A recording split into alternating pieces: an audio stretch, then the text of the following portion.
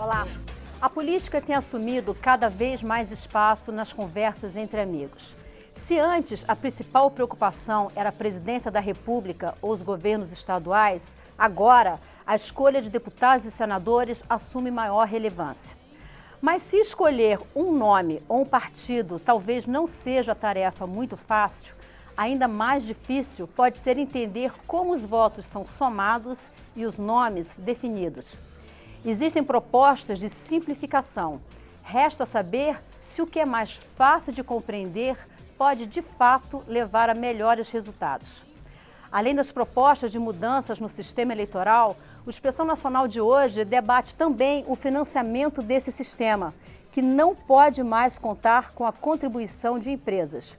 Eu recebo hoje o deputado Marcos Pestana, do PSDB de Minas Gerais, o também deputado Marcelo Castro, do PMDB do Piauí, Joelson Dias, advogado eleitoral e ex-ministro do TSE, e o cientista político e professor do IBMEC, Márcio Coimbra. E aí eu quero começar explorando as habilidades de professor do Márcio Coimbra, que é professor do Instituto Brasileiro de Mercados e Capitais. Márcio, as pessoas que defendem o distritão, né, que como a gente sabe, existem pouquíssimos países do mundo, né? Afeganistão, Jordânia e umas pequenas ilhas do Pacífico, mas está crescendo aqui na Câmara dos Deputados essa ideia, elas alegam que é um sistema mais fácil para o eleitor compreender o voto, né? Como eu falei na abertura.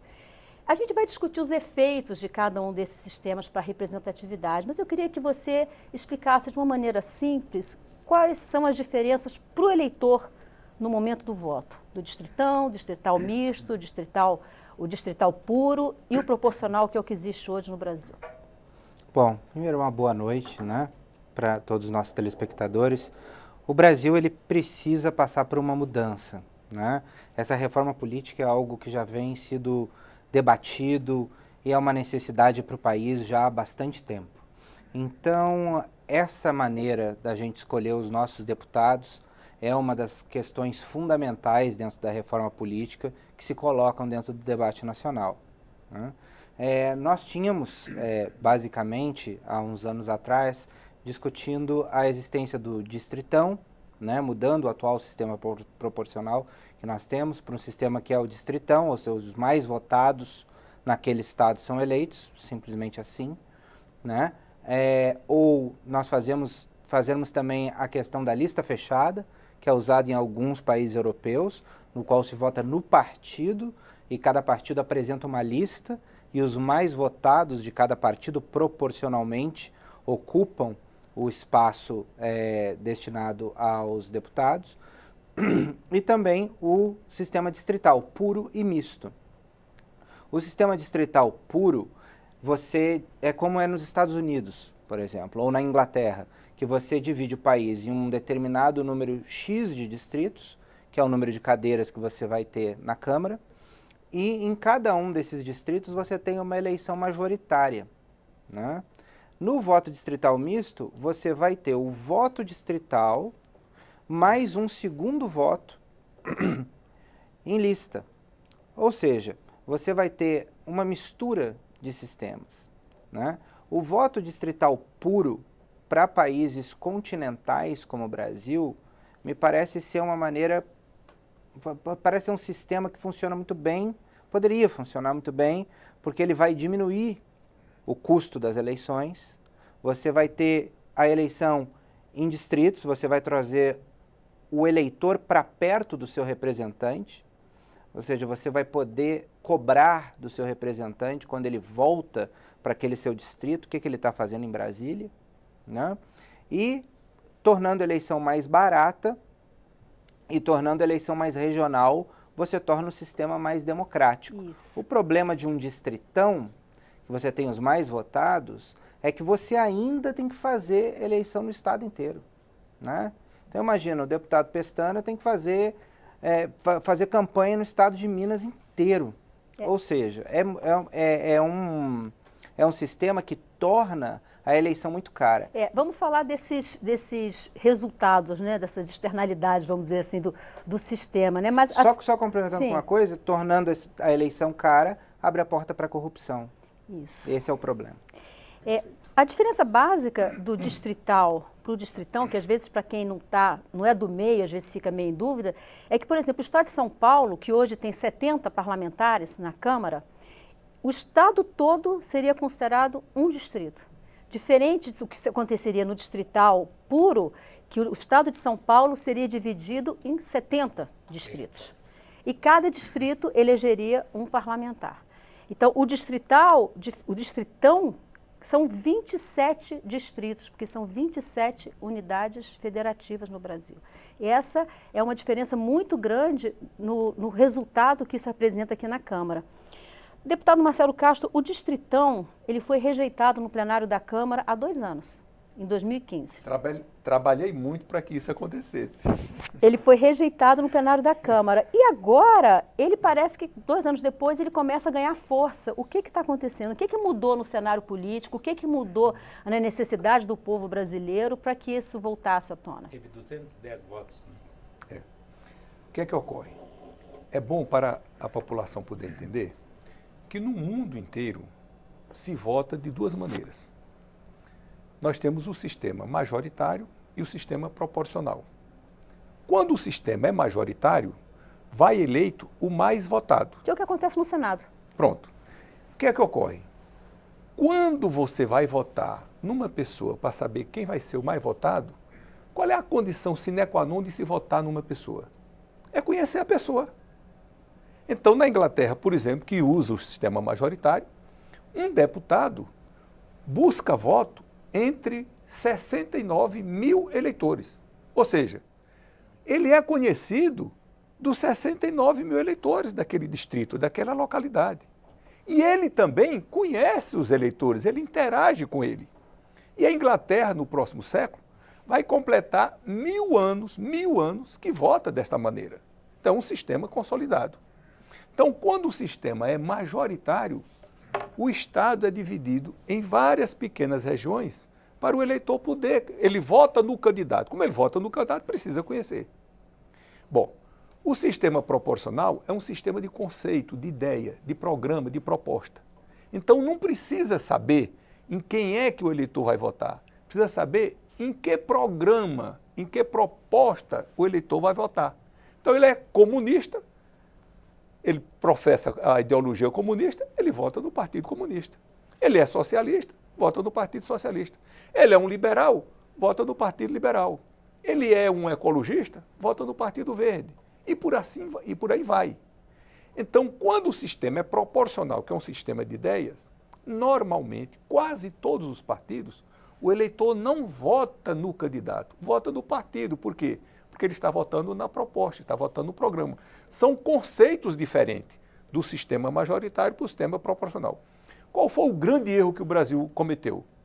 É que nós aprovamos um sistema proporcional, que é um sistema de conceito, de ideia, de programa, de doutrina, de ideologia, de filosofia de administração de governo, e ao invés de nós votarmos como o mundo inteiro faz, na proposta, no programa, ou seja, na lista, nós votamos no candidato.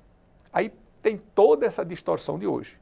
Enquanto um deputado da Inglaterra se reporta a 69 mil eleitores, tanto para votar como para depois prestar conta da sua atividade parlamentar, um deputado de São Paulo, por exemplo, vai atrás de 33 milhões de eleitores.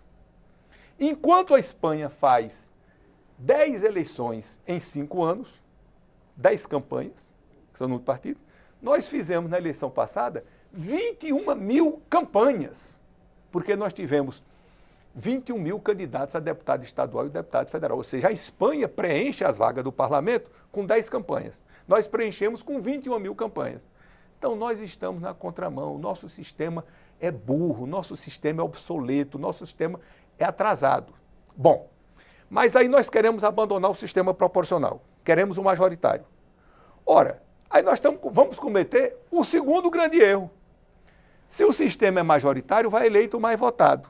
Então, você tem que votar no candidato. Ora, para você votar no candidato, tem que conhecer. Então, em todo o mundo, quando o sistema é majoritário, que são os países mais antigos, a Inglaterra, a França, os Estados Unidos e as suas colônias, você divide o Estado num número igual ao número de deputados. Para quê? Para ficar uma circunscrição, um local que você conheça o candidato. Aí nós estamos querendo cometer o segundo grande erro, é adotar o sistema majoritário e não dividir o Estado. Isso é uma loucura. Imagine como é que vai ficar um deputado em São Paulo se dirigindo a 33 milhões de eleitores e prestando conta a 33 milhões. Não vai funcionar. O que é que nós queremos? Eu e o deputado Pestana defendemos lá na Comissão de Reforma Política.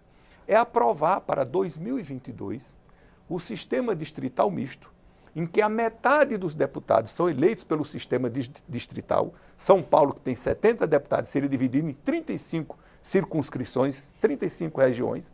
Cada região, cada distrito elegeria um deputado e os outros 35 seriam eleitos pela lista. Ou seja, o eleitor vai para a urna e dá um voto no candidato do seu distrito e dá um voto no partido da sua preferência.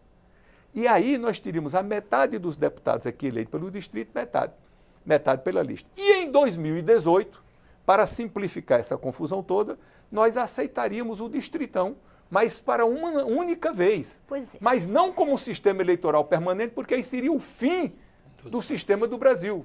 Porque todos os defeitos, olha, todos os defeitos que nós temos hoje no nosso sistema, que não são poucos, o distritão acentua. Então, é uma reforma para piorar o que nós já temos, que é muito ruim.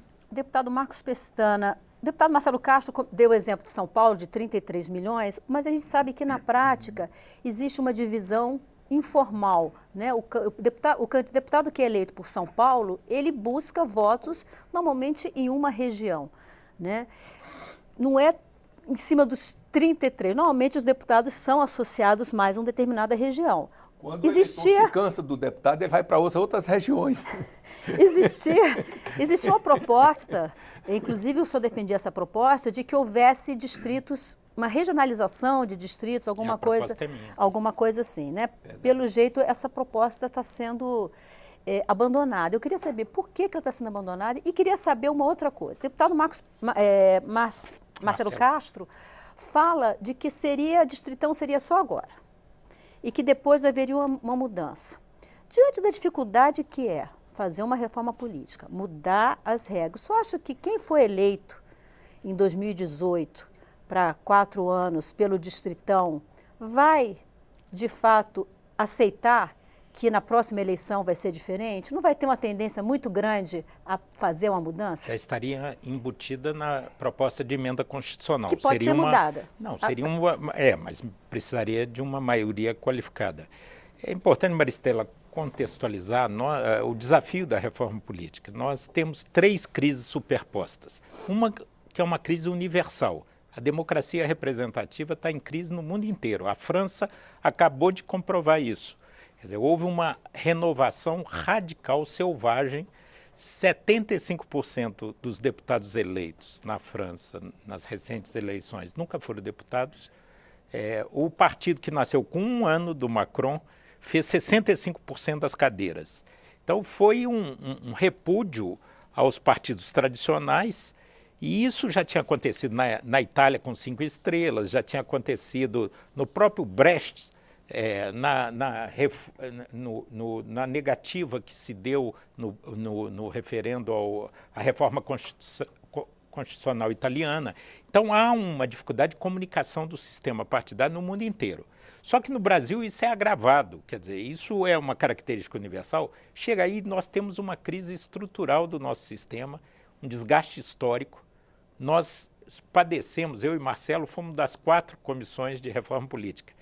Nós caímos num problema de circularidade lógica. Nós não resolvemos o problema porque temos o problema.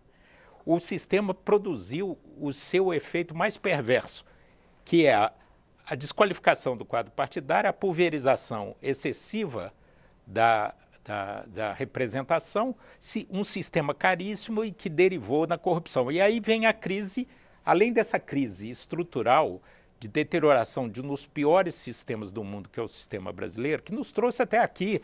A redemocratização viveu a nova república nas costas desse sistema, mas ele mostrou seu esgotamento.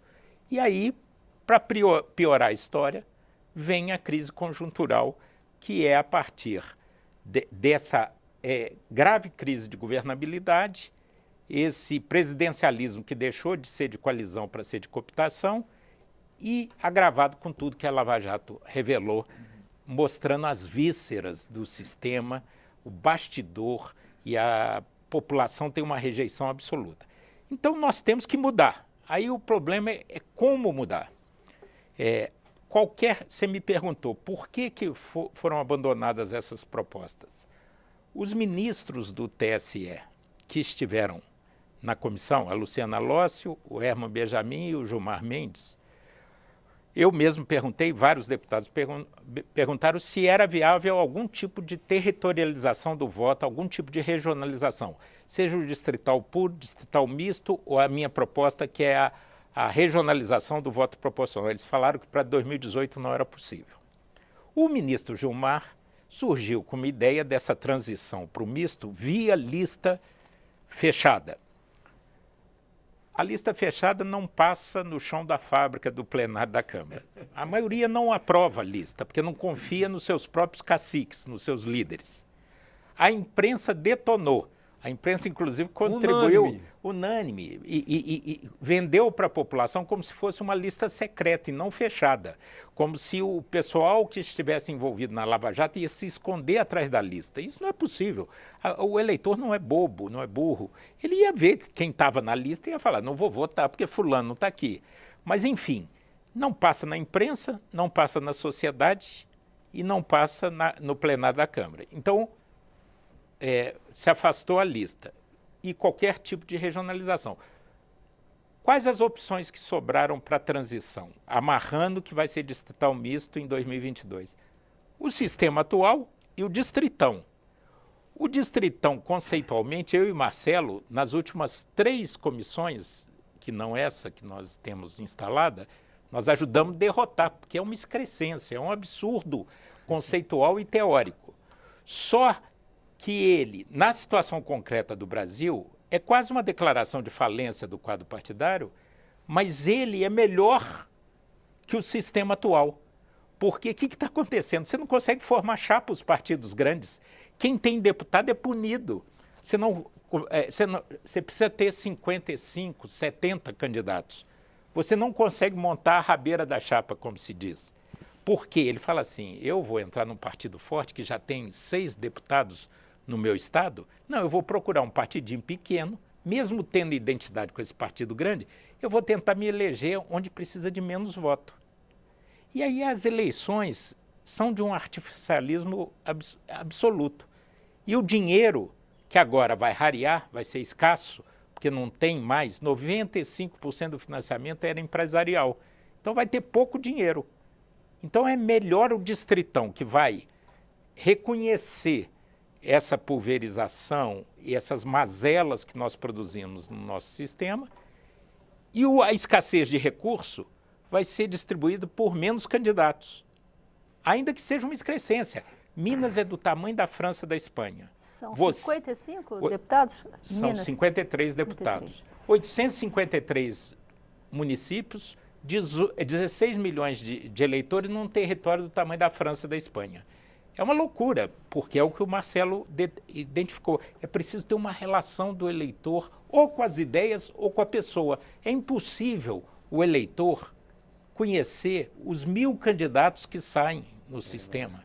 Então, assim, é uma coisa muito precária o que nós vamos fazer, mas nós não temos muita escolha. Ou permanece o sistema atual, e que é insustentável. O distritão tem vantagens. Eu era, francamente, absolutamente contra o distritão, mas reconheço que ele tem méritos no sentido de fazer um reordenamento e depois nós vamos reconstruir o sistema partidário. Porque, na verdade, a lógica do distritão é cada um por si. Cada um é o partido de si mesmo. O Macron ele levou como proposta dar um caráter de proporcionalidade agora na eleição, nas eleições parlamentares na França, que é o problema do distrital puro, o distrital puro tem a vantagem da proximidade do barateamento da campanha. Mas o que acontece? Por exemplo, a extrema-direita lá, Le Pen, teve 20% dos votos, só fez 8 cadeiras em 570. Então, introduz uma distorção. Sim. As ideias vão para um lado, mas quando vai para o território, ainda mais que na França é 2 turnos a eleição de deputado. Então, os extremos tendem, o Partido Comunista e a Frente Nacional de extrema-direita tende a ser sempre excluído. Joelson Dias, gostaria da sua visão como ex-ministro do TSE, advogado eleitoral. Eu queria falar um pouquinho de custo. Eu tenho aqui já uma pergunta do Danilo Moraes, ele mandou uma série de perguntas, e ele diz o seguinte: o modelo distrital, comparativamente ao modelo em lista, já é apontado como a alternativa mais cara do ponto de vista de gastos de campanha. Mesmo num distrito bastante reduzido. Um distrito de magnitude territorial gigantesca, como nós estamos falando aqui, Minas Gerais, São Paulo, Bahia, não aumentaria ainda mais o gasto com campanhas no momento onde os anseios populares e os especialistas apontam justamente no caminho inverso do barateamento? E o Danilo Moraes é de Brasília. E o André Luiz, de São Miguel dos Campos, ele vai na mesma linha. A preocupação dele é com o combate à corrupção. Em que medida que a mudança no sistema eleitoral pode contribuir para diminuir a corrupção no processo eleitoral? Boa noite, Maristela. Boa noite aos seus telespectadores. Eu tenho a firme convicção de que muito do que temos de instabilidade política e de necessidade mesmo de eventuais alterações no nosso sistema parte da falta de informação, parte da falta de conscientização do eleitor. É muito fácil a gente, no plano das ideias, acreditar que o sistema A, B, C ou D propiciará tais ou quais alterações no nosso quadro, algum tipo de aprimoramento. Mas a verdade é que nós não temos, às vezes, um aprofundamento nessas pesquisas, um aprofundamento na avaliação de como essas diferentes propostas se encontram já em execução nos outros países. Para mim é muito sintomático, é muito simbólico que no momento em que estamos a discutir o fim do nosso sistema proporcional, que já vige desde 1932, na verdade, se existe um instituto de longa duração no Brasil, histórico mesmo, é esse do voto proporcional. Que Inglaterra, Estados Unidos, que há muito já tem esse sistema, discutam justamente ou o sistema proporcional, a adoção do sistema proporcional, pelo menos enquanto discussão, enquanto debate, e a própria França, nessa última reforma proposta, venha também com essa nota de proporcionalidade como uma das propostas de alteração do seu sistema. Eu acho que a gente precisa avançar muito nessas considerações também, ou seja, entender que esse não é um problema tópico, não é um problema exclusivo da democracia brasileira, porque o que acaba acontecendo é uma imensa frustração do eleitor. À medida que não se esclarece que, na verdade, esse é um problema da democracia no mundo como um todo, nos principais países, nos mais desenvolvidos, onde a democracia há muito já se consolidou, fica parecendo sempre aquela síndrome do país colonizado, aquela síndrome de vira-lata, que nada dá certo, nada que a gente consegue propor, realiza, acontece. Quando, na verdade, são deficiências do sistema. Nós poderíamos passar horas aqui discutindo, por exemplo, o sequestro da democracia pelo capital, por força da globalização econômica, dos grandes conglomerados, do interesse aí, não digo nem dos investidores, mas dos especuladores. Só isso já daria um bom debate, porque parte muito dessa lógica sistêmica mesmo, essas questões pontuais que temos. Talvez precisemos mesmo de reformas, isso talvez a gente consiga até um consenso, porque o quadro que está realmente reclama algum aprimoramento, reclama melhoras. A dificuldade é esse consenso, né? Qual a reforma exatamente? É o distritão, é o distrital, é puro, é misto, é a manutenção do sistema proporcional. Esse é o grande desafio que temos. E aí, por isso, eu comecei a minha intervenção dizendo, enquanto a gente não conseguir levar esse tipo de debate, aqui já é muito importante, o espaço da televisão desse seu programa é muito importante, mas enquanto não levarmos esse debate para as escolas, para os sindicatos, para as fábricas, para as associações de moradores, para as igrejas, para que a população realmente possa discutir melhor o sistema, de maneira que isso surja, de repente, de baixo para cima e não de cima para baixo, como tem sido posto sempre. Claro que é importante a discussão no Senado, a discussão na Câmara, essas audiências públicas que aqui acontecem, essas diferentes comissões. Mas até que ponto o eleitor, a eleitora, tem tido acesso realmente a todas essas ideias? Até que ponto se o eleitor soubesse que quando vota no deputado, na deputada, no vereador, na vereadora, está primeiro votando no partido, ou seja, que tinha que conhecer a lista do partido, a lista da coligação, porque pode ser que dali venha um eleito ou uma eleita com o qual ele não concorde. Talvez isso não seria uma mudança suficiente? Que medidas temos tomado para que o eleitor se engaje cada vez mais nas suas entidades representativas e principalmente também nos partidos políticos? Do que adianta mudar esse sistema se não tivermos democracia interna nos partidos, em que a base, os filiados, possam, desde os municípios, efetivamente participarem e definirem as listas de candidatos e candidatas. A própria questão da participação de segmentos subrepresentados, do negro, da mulher, do índio, da pessoa com deficiência, e a própria questão da lista suja, da ficha suja, ficha limpa, quer dizer, se o eleitor, a eleitora tivesse maior participação nos partidos, já não teríamos listas melhores, e tudo isso está muito relacionado, claro, com os gastos nas campanhas. No meu entendimento, com todo o respeito, claro, às opiniões contrárias, temos tido um assodamento. A gente não tem sabido amadurecer essas questões que são extremamente complexas. Ora, se não há consenso, nós sabemos de antemão que não haverá consenso, só tem um jeito. Precisamos amadurecer. Então, não é de uma eleição para outra, não é a cada 2 anos que vamos alterar esse sistema, porque o experimentalismo pode ser muito pior do que esse crítico quadro que já temos aí. E a questão das empresas foi um exemplo claro disso. Claro que temos que punir, responsabilizar qualquer tipo de corrupção. Isso é inequívoco, isso não está em discussão. Agora, talvez tivéssemos pensado uma fórmula em que as empresas pudessem continuar doando um valor em espécie, por exemplo, 30 mil, 50 mil, alguma coisa, a mesma coisa em relação a eleitor, em vez de um percentual ali, algum valor em espécie, talvez com isso tivéssemos até mais transparência nessa relação das empresas, das pessoas jurídicas com os partidos, com os candidatos e as candidatas. Enfim, são questões muito complexas, são questões muito difíceis e toda essa definição passa mesmo, os seus telespectadores estão absolutamente corretos pela definição, inclusive, do financiamento das campanhas. É claro, se não temos mais financiamento das empresas, será necessário algum tipo de financiamento público, porque só o financiamento do eleitor, da eleitora, por enquanto, não será necessário. Serão necessários recursos do Estado, mas é isso mesmo, a democracia tem um preço. Nós vamos fazer um breve intervalo, na volta vamos falar mais sobre o que os resultados que cada sistema desse pode trazer para o eleitor e, sobretudo, para a representatividade.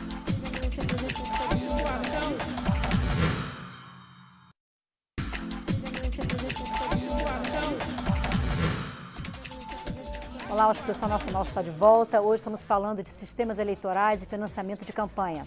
Eu recebo os deputados Marcos Pestana, do PSDB de Minas Gerais, e Marcelo Castro, do PMDB do Piauí. Joelson Dias, advogado eleitoral e ex-ministro do TSE, e o cientista político e professor do IBMEC, Márcio Coimbra. Senhores, eu queria agora, começar esse bloco falando um pouco sobre os resultados que cada sistema pode trazer. Márcio, muito se fala que o impacto, a preocupação em relação à renovação parlamentar. Em 2013, as pessoas foram às ruas e disseram, não me representa. Em que medida o Distritão contribui para aumentar essa representatividade e fazer com que as pessoas eleitas em 2018 passem a representar melhor a população? Olha, 2018, a gente fecha um novo ciclo de 30 anos. Se nós formos olhar para trás, nós temos uma maturação no nosso sistema a cada 30 anos por uma renovação profunda e eleição de outsiders. A gente teve em 1990, foi a maior renovação do Congresso recente que nós tivemos. Foi também um ano depois da eleição do presidente Fernando Collor. 30 anos antes, a gente tem a eleição do Jânio Quadros, que vai desembocar em 64. 30 anos antes, a gente tem o Getúlio Vargas.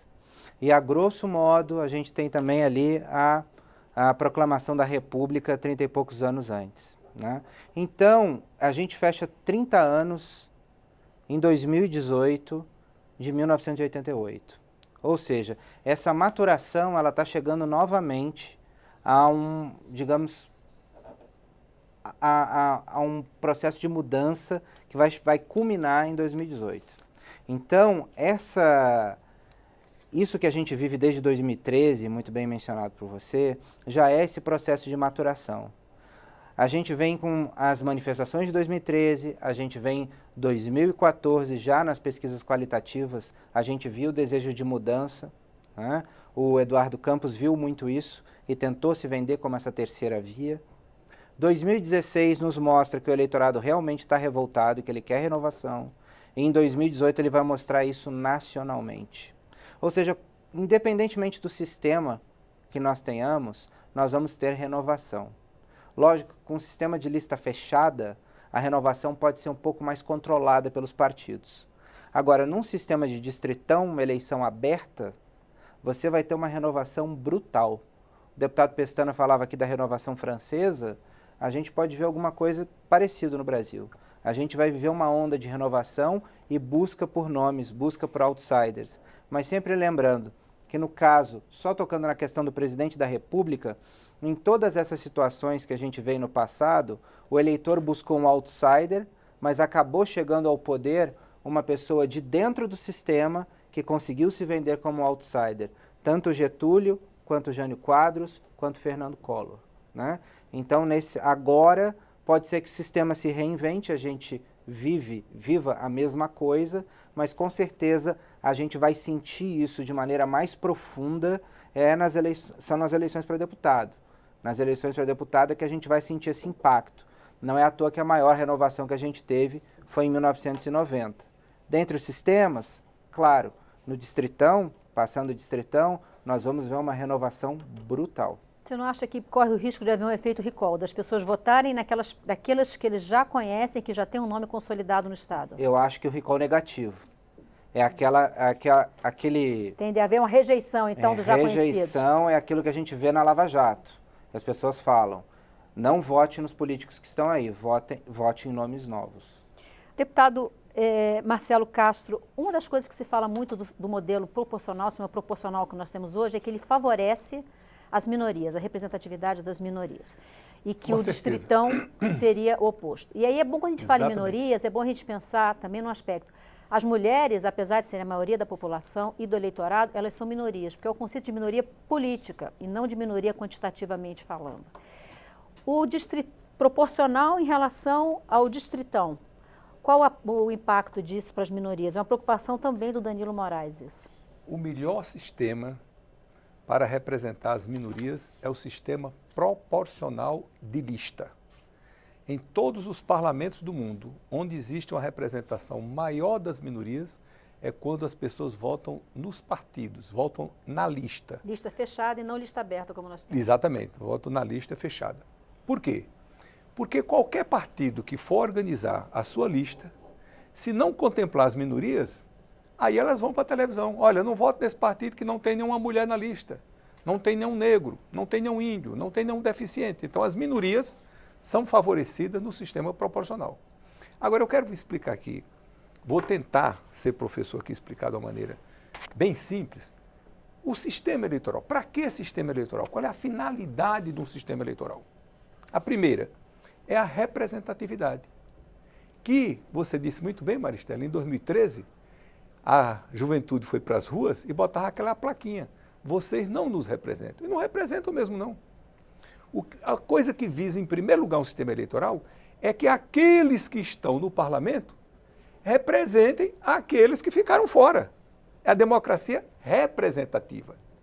Então, nós precisamos de sistemas eleitorais que a vontade do Congresso espelhe da maneira mais fidedigna possível a vontade nacional. E hoje não espelha. Há uma dissociação, há um divórcio. Qual é a segunda grande finalidade de um sistema eleitoral? É a governabilidade. Que hoje, o nosso sistema atual nem se presta a uma coisa e nem a outra. Nem nós temos alta representatividade e nem temos uma boa governabilidade. E o que é pior, o nosso sistema é tão deformado que ele privilegia aqueles que não deveria privilegiar. Ou seja, privilegia um segmento mínimo da população. Que segmento é esse? É o segmento dos ricos, dos endinheirados. E aí é uma desvantagem imensa, porque o corrupto tem mais dinheiro do que o honesto. É óbvio. Aí os corruptos terminam levando vantagem. Privilegia as celebridades, quem faz programa de televisão, de rádio, de jornal, privilegia os excêntricos, o camarada que sai dizendo loucura e termina levando vantagem sobre as pessoas, digamos assim, entre aspas, normais. E isso representa o quê? Quem tem máquina os excêntricos. Também, né? Quem tem máquina também, Sindical, os pastores evangélicos, né? sindicatos, patronais, sindicatos de empregados, etc., que têm corporações por trás disso. Ora, eu estou falando de, no máximo, 10% da população. Ou seja, o nosso sistema exclui 90% da população. As pessoas, entre aspas, normais, estão fora do nosso sistema. E isso leva a quê? A campanhas caríssimas, esse é o nosso sistema, leva uma corrupção infinita, e aí está o exemplo aí da Lava Jato, de cifras astronômicas, Deputado... que nós estamos na casa do R$ 1 bilhão de corrupção. Então, tudo isso nós precisamos frear. Frear como? Botando um sistema civilizado. Gente, vamos parar com esse negócio de inventar, de experimentar. O mundo todo funciona dessa maneira. A Inglaterra vai completar agora no próximo século 1000 anos que vota do mesmo jeito. Que maluquice é essa nossa de ficar todo dia inventando sistema? Porque a gente não bota no Brasil o que já está consolidado. Aliás, os cientistas políticos, os estudiosos do assunto, são praticamente unânimes. O melhor sistema eleitoral que tem no mundo é o distrital misto. Porque as deficiências de um sistema é compensada pelo outro, que é o sistema que eu defendo, que o Marcos defende, que a gente defende para ser aprovado para 2022. Por que para 2022? Porque não há tempo hábil de se implantar um sistema desse no Brasil para 2018. Se nós fizermos isso daí, nós estaremos salvando o Brasil dessa situação de bagunça. Deputado Marcelo hoje. Castro, rapidamente, tem uma pessoa que está debatendo pelo YouTube, o Javan Valério, ele disse o seguinte: por que não tem votação sem filiação partidária? Na opinião dele, juntam-se todos os votos para que uma pessoa seja eleita e essa pessoa não se importa com o povo e sim com a vitória do partido. Só acha que eleição sem filiação partidária é uma boa? Eu acho que, por exemplo, para os cargos majoritários, eu acho que candidatura avulsa é perfeitamente permitido. Agora, para o sistema proporcional que nós temos hoje, ficaria difícil até para a pessoa ser candidato sozinho, porque ele teria que adquirir, alcançar o quociente eleitoral. Na prática, não funcionaria. Funcionaria para as candidaturas majoritárias, mas não para as proporcionais. Deputado Marcos Pestana, quando a gente fala da dificuldade de governabilidade que o sistema político nosso gerou, a gente tem que lembrar que a gente tem hoje, eu contei hoje, né, porque isso é um número volátil, hoje nós temos na Câmara 26 partidos políticos representados, existem 35 e a última vez que eu procurei no TSE havia a demanda de criação de 60 novos partidos políticos. Então corre risco da gente ter 100 partidos políticos praticamente daqui a pouco. Com o distritão nós vamos ter 513 partidos aqui dentro. Isso tem muito a ver com as coligações e com a cláusula de barreira que foi barrada pelo Supremo Tribunal Federal em 2005, eu não lembro exatamente, 2005, né? Barrado pelo Supremo Tribunal Federal. As coligações, existem estudos que mostram que se não houvesse coligações partidárias, a gente teria em torno de 8 a 10 partidos políticos aqui na casa. Só acha que mexer nas coligações... Existe uma PEC em tramitação, uma proposta que veio do Senado Federal e que está em tramitação na casa. Isso passa? Qual é a sua avaliação? Olha, para aprofundar um pouco o que já foi dito, é preciso ter claro o seguinte: não há sistema perfeito.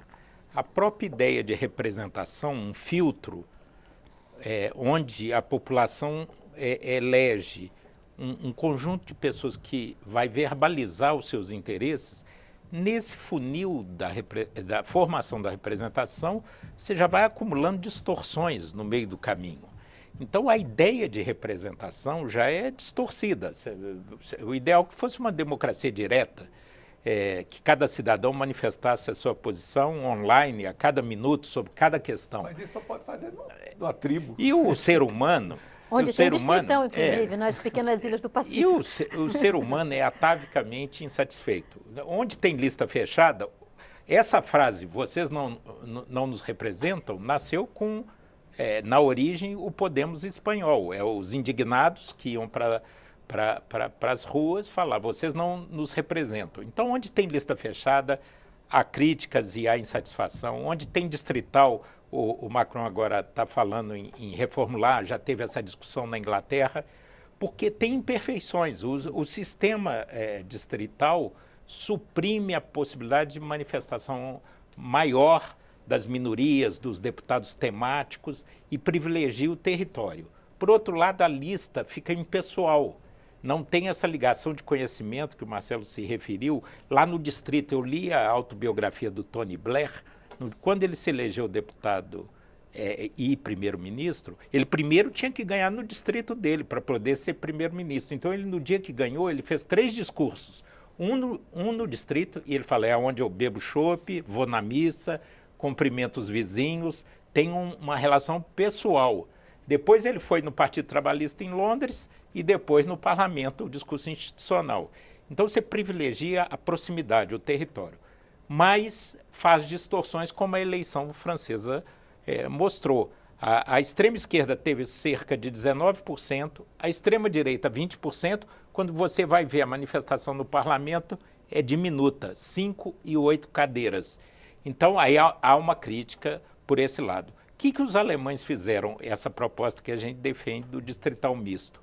No pós-guerra, depois da experiência da República de Weimar, que deu no nazismo, aquele trauma, a democracia cristã defendia o distrital e a social-democracia alemã defendia o voto em lista proporcional. Eles fizeram um acordo histórico para estabilizar a democracia e fizeram uma coisa na linha de São Tomás de Aquino, né? A sabedoria está no centro, então vamos misturar os dois sistemas para atenuar, potencializar as qualidades e atenuar os defeitos. Então, isso a experiência histórica indica que é um bom caminho a seguir. Mas, enquanto isso, você menciona a PEC que veio do Senado e que eu acho que tem chances, mas é muito problemático, porque é aquilo que eu disse, você não resolve o problema porque você tem um problema. Como é que você vai chegar para os pequenos partidos? Você falou que nós temos 26 hoje. Hoje, 26 eu achava partidos que eram na 28. casa. Vou lá. Mas também representado no Congresso. Não, eu contei. Na Câmara, 26, no Senado. A Câmara eu contei hoje. 26. É porque sai, é volátil, Não, né? é porque Sai, tem vai gente assumir que troca alguma de coisa. partido com troca de camisa, né? Aí dá um... Eu também tinha na cabeça 28. Mas vamos lá.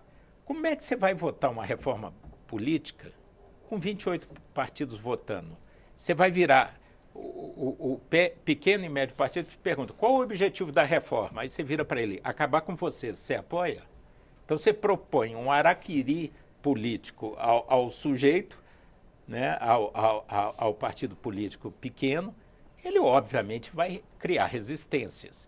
Então a pulverização ficou de tal forma que é muito difícil produzir uma decisão desse tipo. Houve um acordo, rebaixando um pouco o percentual, esticando mais no tempo a rampa de 1,5% para 3%. A cláusula de barreira. A cláusula de barreira. A proibição de coligações eu acho que dá para passar com a criação de federações, mas é tudo a ver. Na última reforma de 2015, muito pouca coisa substantiva passou. Vai dependendo do entendimento, nós só temos até setembro para votar essa matéria. Agora, é uma irresponsabilidade ir para a eleição de 2018 com as regras atuais. Nós temos, eu uso muito nas entrevistas sobre esse tema, eu tenho usado, o pessoal fala, vai sair a reforma política dessa vez? E eu tenho usado muito uma passagem do Guimarães Rosa que fala assim, o sapo não pula por boniteza, mas por precisão. Então a reforma vai sair por precisão, não é por boniteza. Joelson Dias, a sua visão de ex-ministro do TSE em relação às coligações, sobretudo na questão de controle de custos, de controle de gastos, de transparência.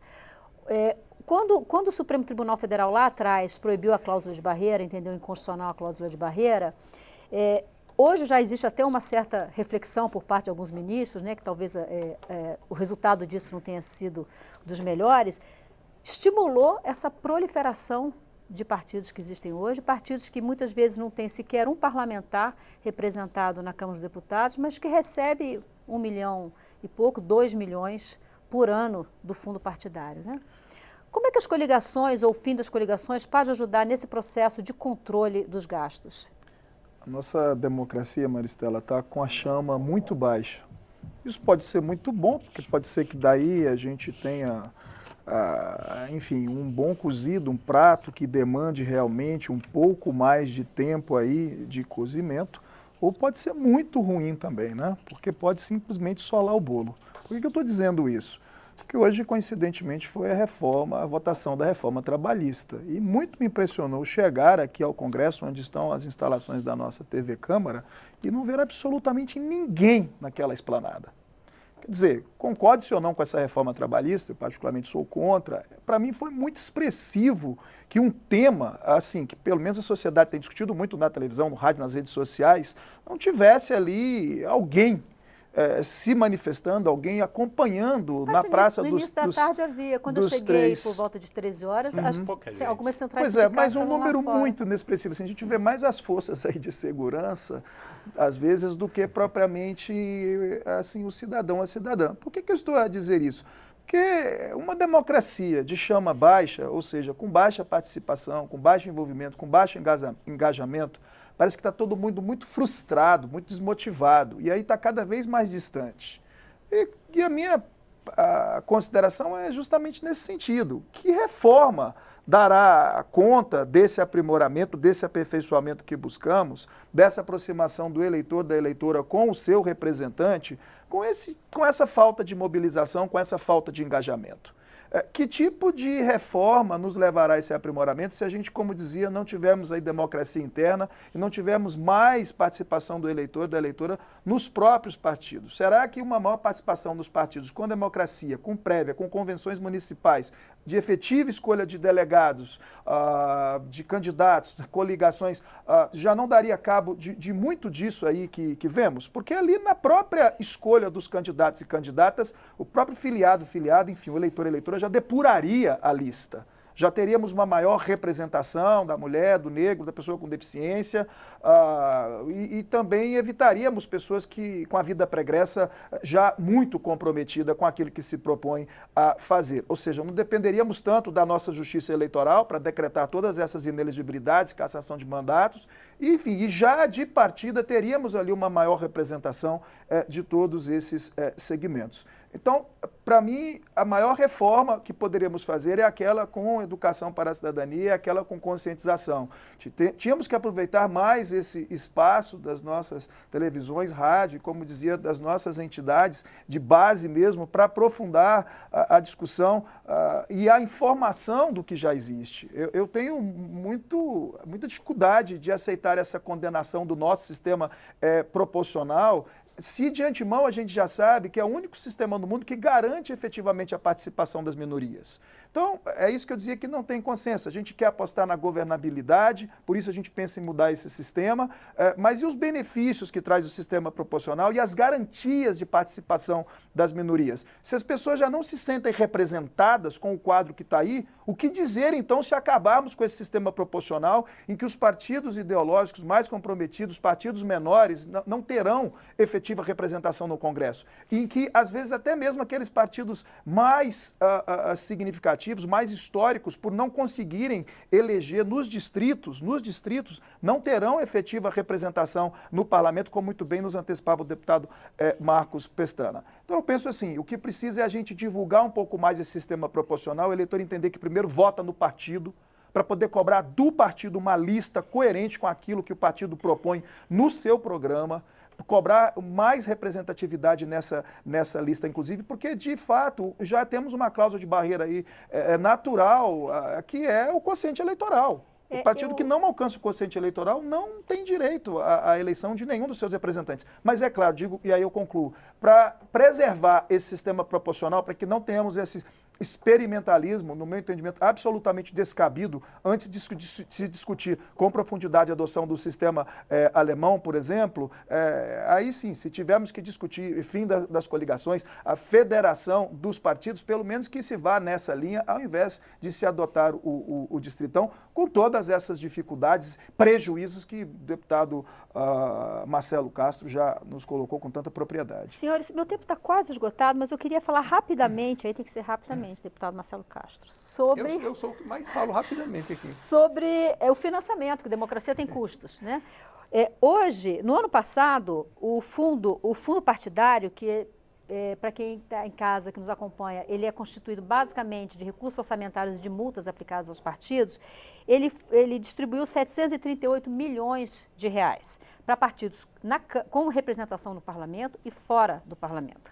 Está previsto pela LDO para 2018 até 888 milhões do fundo partidário. Mas está em discussão na Câmara a criação de um novo fundo, o Fundo Especial de Financiamento da Democracia, de 3 bilhões e meio de reais.